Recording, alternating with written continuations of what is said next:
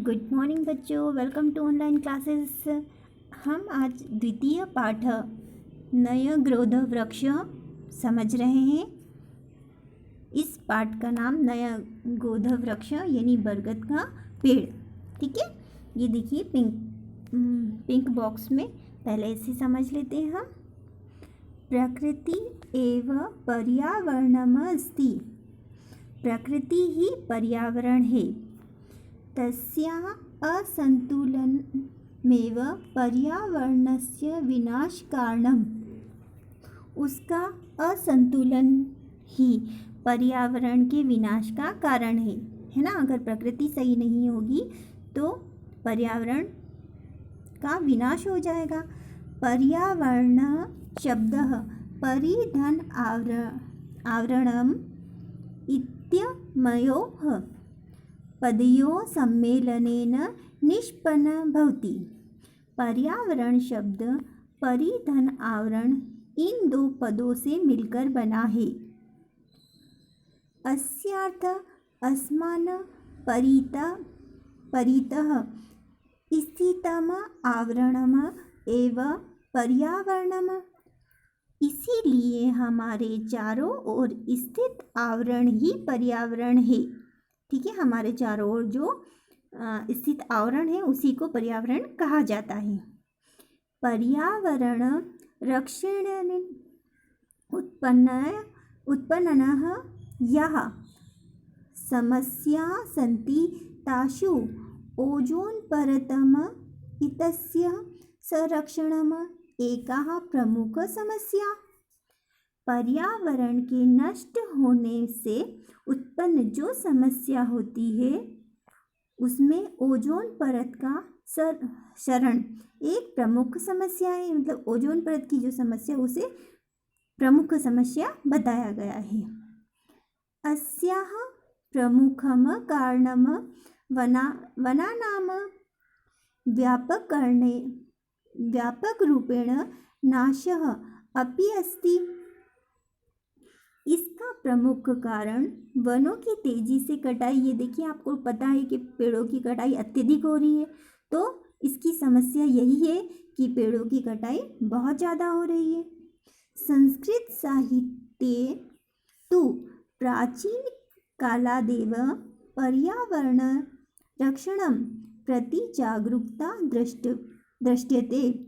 संस्कृत साहित्य में जो प्राचीन काल से ही पर्यावरण संरक्षण के प्रति जागरूकता दिखाई देती है ना। यानी प्राचीन पुराने समय से ही बताया गया है कि पर्यावरण संरक्षण रखो, पेड़ों की कटाई मत करो। इस तरह से संस्कृत में पहले ही बताया गया था। अत्र एव विषयम् अवलम्ब्य एव एषा कथा प्रस्तुतास्ति। यहाँ इस विषय पर आधारित यह कथा प्रस्तुत की गई है। ठीक है, मतलब पर्यावरण की रक्षा के बारे में इसमें पूरा बताया गया है इस पाठ में। चलिए हम आगे स्टार्ट करते हैं। कस्मिंश्चित् ग्रामे एक प्राचीनः विशालः च नयग्रोध वृक्ष आसीत्। किसी गांव में एक प्राचीन और विशाल बरगद का पेड़ था, है ना। पुराने समय की बात है, वहाँ बहुत बड़ा और पुराना बरगद का पेड़ था। सह पशुभ्य बहुविधेभ्य जीव जंतुभ्य मनुष्येभ्य अपि नित्यं बहुपकारक आसीत्। वह पशु पक्षियों के एवं कई प्रकार के जीव जंतुओं के व मनुष्यों के लिए रोज बहुत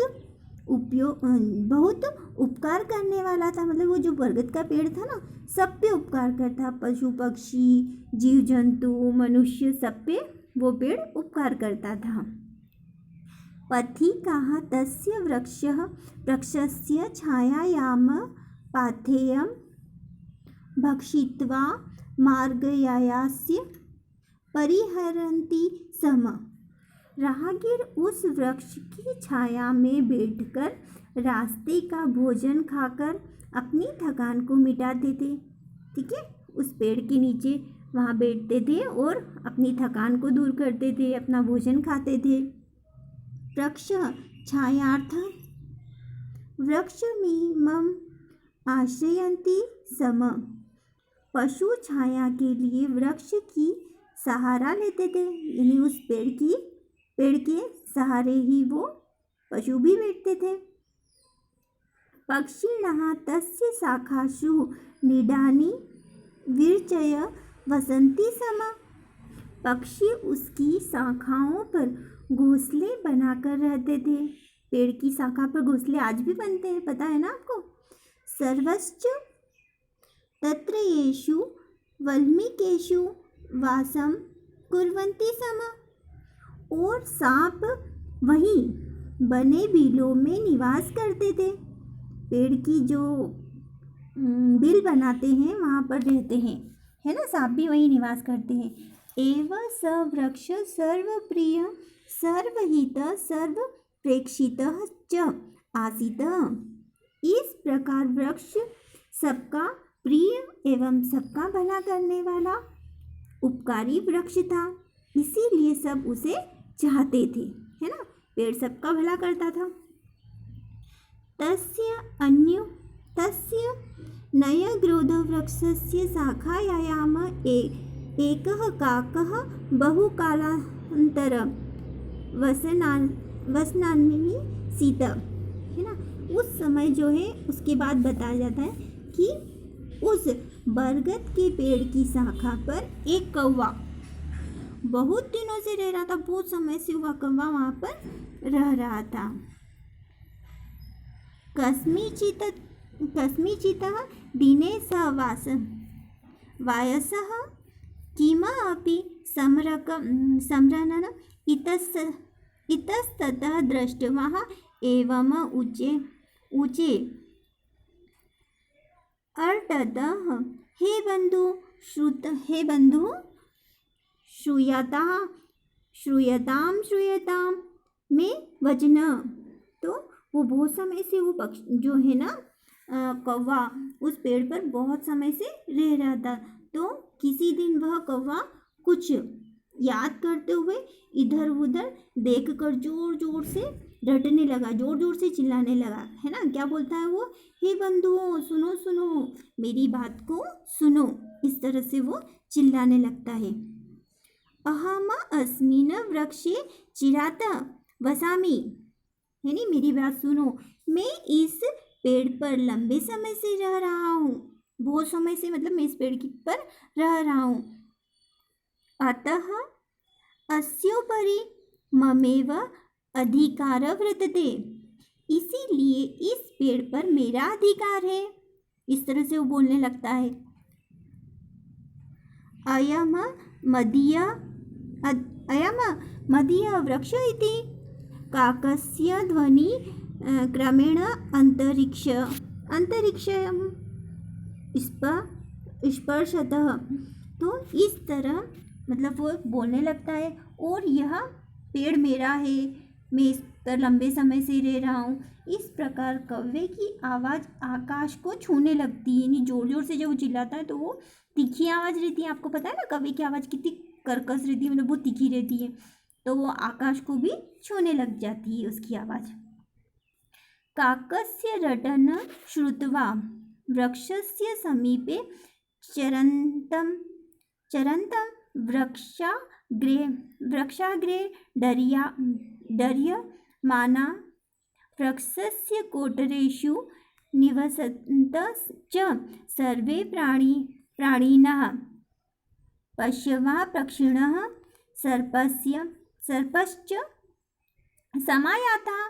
तो इस प्रकार जब वो बोलता है, उसकी आवाज़ तेज हो जाती है, तब कौवे की इस प्रकार की रटन को सुनकर वृक्ष के समीप में, यानी वृक्ष के पास में चढ़ते हुए, मतलब जो आसपास पेड़ के पास में बहुत सारे जानवर चढ़ते हैं ना, तो चढ़ते हुए वृक्ष के ऊपर उड़ते हुए एवं वृक्ष की कोटर में रह रहे सभी प्राणी, पशु पक्षी व सर्प वहाँ आ जाते हैं, यानी आसपास के जितने भी सब रहते हैं ना, सब वहाँ पर उसकी आवाज़ सुन के उस पेड़ के पास में आ जाते हैं।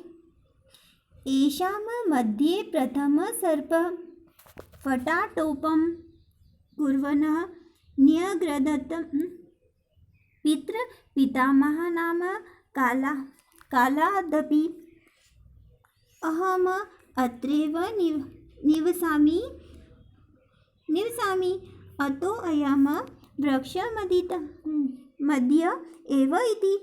तो इस तरह से जब सब उस पेड़ के पास में आ जाते हैं तो उन सब के मध्य में सबसे पहले सांप ने अपनी फण से अपने फण को क्रोध प्रकट करते हुए कहा, मतलब सांप आया और सांप ने गुस्से में अपने फण को उठाया और कहा, बाप दादा के समय से मैं यहीं इस वृक्ष में रह रहा हूँ, मतलब मुझे बहुत समय हो गया, मेरे बाप दादा भी यहीं रहते थे, मैं भी यहीं रहता हूँ, है ना। तो बहुत समय से मैं इस वृक्ष में रह रहा हूँ, इसीलिए यह पेड़ मेरा ही है। वो सांप जो है ना इस पेड़ पर अपना अधिकार बताने लगता है कि इसलिए पेड़ मेरा है। ततः शाखातः शाखांतरम चिक्रमण्य एक कीट प्रदत्त मध्ये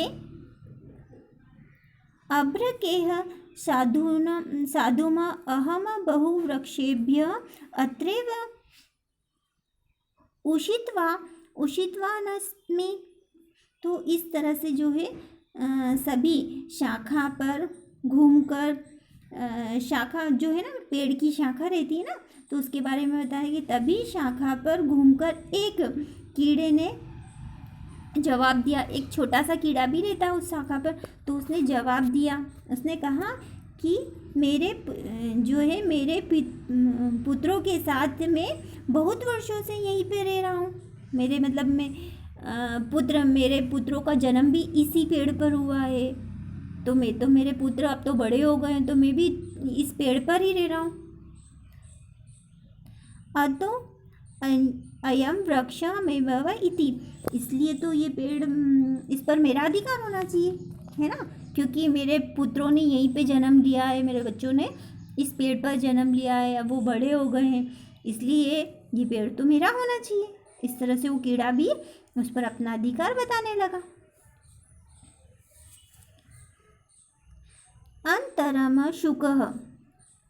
अन्तरं शुकः अस्य वृक्षस्य फलानि खादन् जन्मतः अहं त्रैव वृत्ते।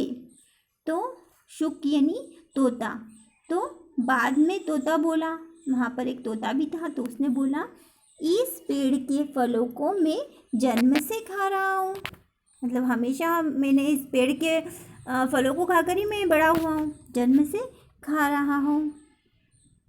नाह मीमं दुर्मं परित्यक तु मिक्षामि, इसलिए इस पेड़ को छोड़ना नहीं चाहता हूँ, है ना, इस पेड़ को मैं नहीं छोड़ना चाहता हूँ।